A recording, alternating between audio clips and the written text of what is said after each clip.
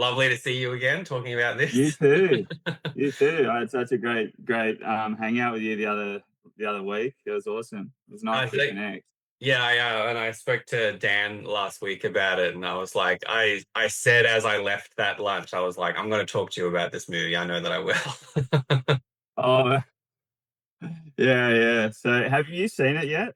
Yeah. I saw. I got the screener for it, so I'm going to say congratulations first of all, because yeah, like I yeah, like considering like I guess like seeing like the growth of from Bosch and Rocket to this, and just like I know that you sort of mentioned that this has been a process, so it's like it's awesome just it's awesome just to see it in its entirety, and to like to hear you talk about it and see what came on screen, and like it's an epic film, so congratulations first of all.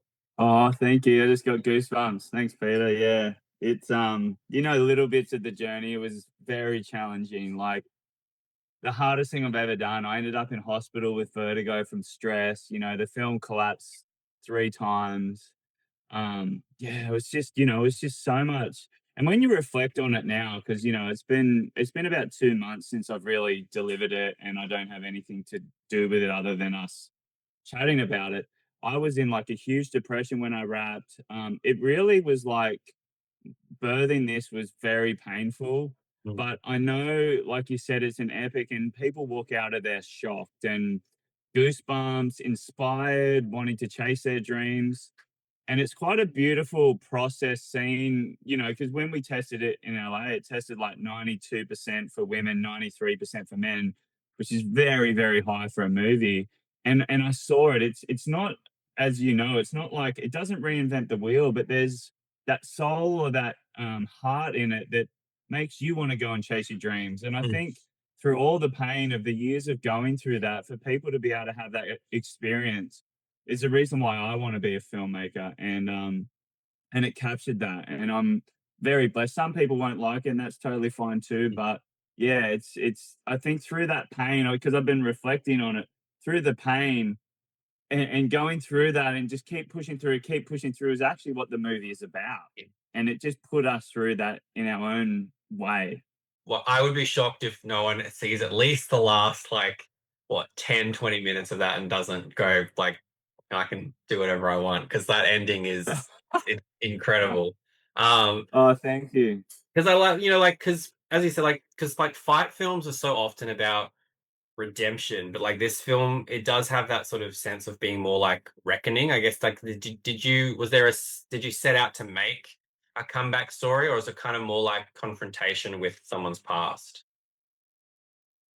Look, I set out to make a story that I sort of saw in the world, and I wanted to show an honest father, a good father, not a bad father, a father that has an honest life, that still has dreams. Because I know, there's a lot of depression in men, there's a lot of suicide in men, and Dan and I really tapped into that when we were discussing this character, and we discussed, Pat and James in depth for a long time, and all the false starts really allowed us to have time to discuss what it is to be a man, and what it is to be able to provide for children, and be in a relationship like you and I spoke about a few weeks ago.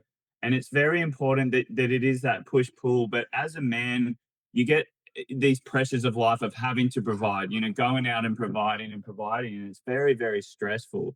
And so we really lent into that, into really, I guess, what it is, what is true masculinity, not Mm. toxic masculinity, but what is that divine masculinity.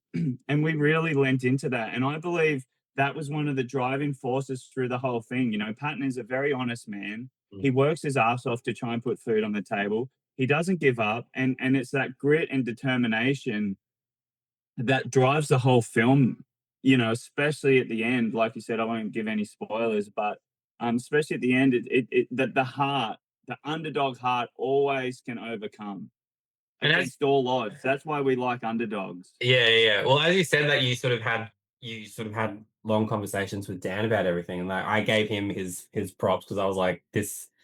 I think a lot of people will start seeing him in a whole new light as an actor after this. But I guess like because he plays someone who's kind of like brought back into that life. I guess like how did you work with him to show the difference between who he is in the cage and then who he is outside of it?